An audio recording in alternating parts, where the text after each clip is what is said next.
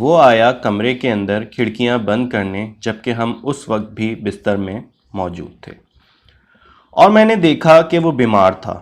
وہ کپ کپا رہا تھا اور اس کا چہرہ سفید تھا، اور وہ آہستہ چل رہا تھا جیسے اسے چلنے میں تکلیف ہو رہی ہو۔ کوئی مسئلہ ہے چیڈز؟ مجھے سر درد ہو رہا ہے۔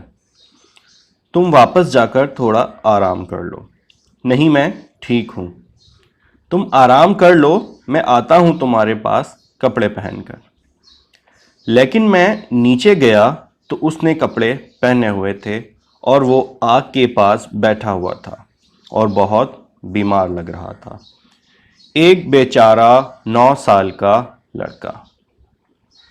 جب میں نے اپنا ہاتھ اس کے ماتھے پر رکھا تو مجھے پتہ لگ گیا تھا کہ اسے بخار ہے۔ تم تھوڑا آرام کر لو، میں نے کہا۔ تم بیمار ہو؟ میں ٹھیک ہوں، اس نے جواب دیا۔ جب ڈاکٹر آیا اس نے لڑکے کا ٹیمپریچر چیک کیا۔ کتنا ہے؟ میں نے پوچھا۔ 102۔ نیچے ڈاکٹر نے چھوڑ دیں 3 مختلف دوائیاں مختلف رنگوں کے ساتھ اور بتایا کہ انہیں کس طرح سے لینا ہے۔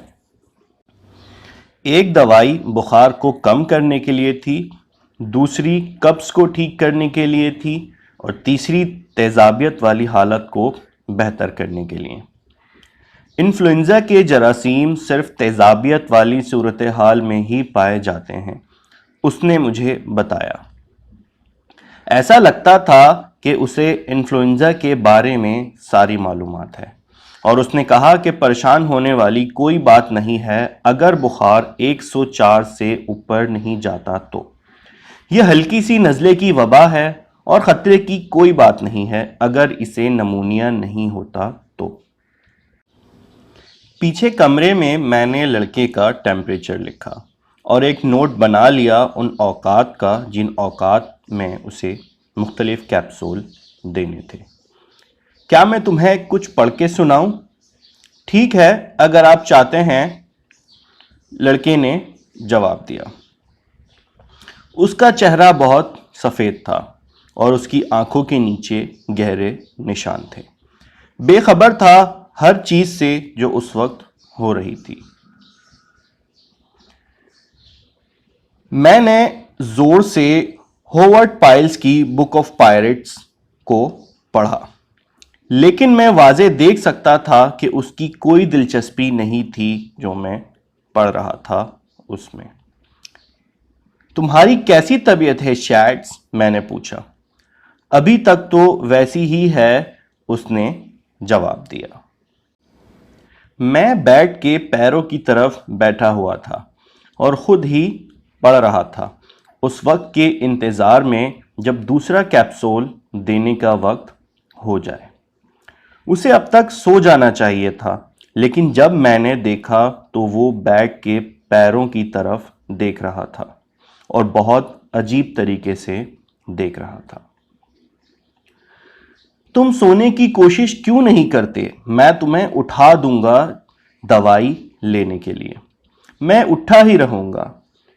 تھوڑی دیر بعد اس نے مجھ سے کہا، آپ کو یہاں رکنے کی ضرورت نہیں ہے پاپا، اگر آپ پریشان ہو رہے ہیں تو۔ میں پریشان نہیں ہو رہا۔ نہیں، میرا مطلب ہے آپ کو یہاں رکنے کی ضرورت نہیں ہے اگر آپ اس کی وجہ سے پریشان ہو جائیں گے تو۔ میں نے سوچا کہ شاید ابھی وہ تھوڑا ہوش میں نہیں ہے، اور 11 بجے اسے وہ لکھی ہوئی کیپسول دینے کے بعد میں تھوڑی دیر باہر چلا گیا۔ یہ ایک روشن اور ٹھنڈا دن تھا۔ زمین برف کے ٹکڑوں سے ڈھکی ہوئی تھی جو کہ جمے ہوئے تھے، اور ایسا لگتا تھا کہ سارے کھلے درخت، جھاڑیاں، کٹی ہوئی جھاڑیاں اور ساری گھاس اور کھلی زمین گیلے ہو گئے ہیں برف کی وجہ سے۔ میں لے گیا تھا چھوٹے آئرش سیٹر، جو کتے کی ایک قسم ہے، آئرش سیٹر کو گھمانے کے لیے سڑک کے ساتھ اور جمی ہوئی جھیل کے ساتھ، لیکن بہت مشکل تھا کھڑے ہونا یا چلنا شیشے کی طرح کی سطح پر، اور وہ لال کتا سلپ ہو گیا اور میں بھی 2 دفعہ گرا۔ مشکل تھا۔ ایک دفعہ تو میں نے اپنی گن گرا دی اور وہ پھسلتی ہوئی دور چلی گئی برف کے اوپر۔ ہم نے اڑایا بٹیر کا ایک جھنڈ جو کہ بیٹھا ہوا تھا ایک اونچی چٹان کے کنارے لٹکتی ہوئی شاخوں پر، اور میں نے ان میں سے 2 کا شکار کیا، اور اس کے بعد وہ آنکھوں سے اوجھل ہو گئے کنارے کے اوپر کی طرف۔ کچھ بٹیر بیٹھ گئے درختوں کے اندر، لیکن ان میں سے زیادہ تر جمع ہو گئے جھاڑیوں کے ڈھیر پر، اور ان کے اڑنے سے پہلے یہ ضروری تھا کہ وہ برف سے ڈھکے جھاڑیوں کے ڈھیر پر کئی دفعہ اچھلتے۔ باہر نکلتے وقت جب آپ بالکل تیار نہ ہوں برفیلی گیلی جھاڑیوں پر، انہوں نے شوٹنگ کو مشکل بنا دیا، اور میں نے 2 کو مارا اور 5 کو مس کر دیا، اور اس کے بعد میں نے واپسی شروع کر دیا بٹیروں کو اپنے گھر کے قریب ڈھونڈنا، اور میں خوش تھا کہ وہاں پر بہت سارے بٹیر موجود تھے ڈھونڈنے کے لیے۔ اگلے دن گھر پر انہوں نے بتایا کہ لڑکے نے کسی کو بھی گھر کے اندر آنے سے منع کر دیا ہے۔ آپ اندر نہیں آ سکتے، اس نے کہا، آپ کو وہ نہیں ہونا چاہیے جو مجھے ہے۔ میں اس کے پاس اوپر گیا اور اسے اسی حالت میں پایا جیسا میں نے اسے چھوڑا تھا۔ اب اس کے گالوں کے اوپر آثار تھے بخار کے۔ اب تک وہ گھور رہا تھا جیسے کہ وہ گھور رہا تھا بستر کے پیروں کی طرف۔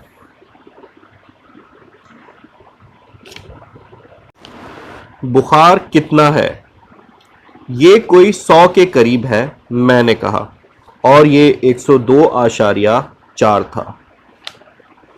بخار 102 تھا، اس نے کہا۔ یہ کس نے کہا؟ ڈاکٹر نے۔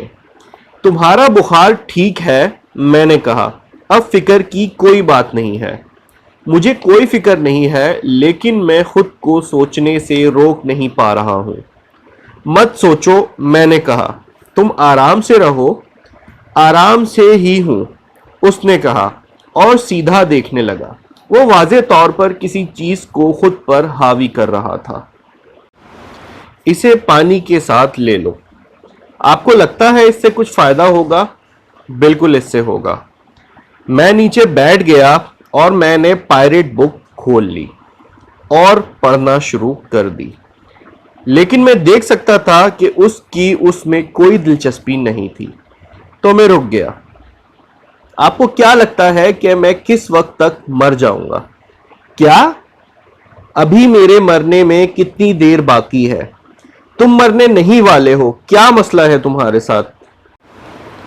ارے ہاں، میں مرنے والا ہوں، میں نے اسے کہتے ہوئے سنا۔ 102۔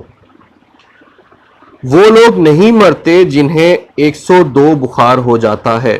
کیا بے وقوفوں والی باتیں کر رہے ہو؟ مجھے پتا ہے وہ مر جاتے ہیں۔ اسکول میں فرانس میں لڑکوں نے مجھے بتایا تھا کہ آپ زندہ نہیں رہ سکتے 44 ڈگریز کے ساتھ یا 44 ڈگریز کے ساتھ، اور مجھے تو 102 بخار ہے۔ وہ پورے دن سے مرنے کا انتظار کر رہا تھا، صبح 9 بجے سے۔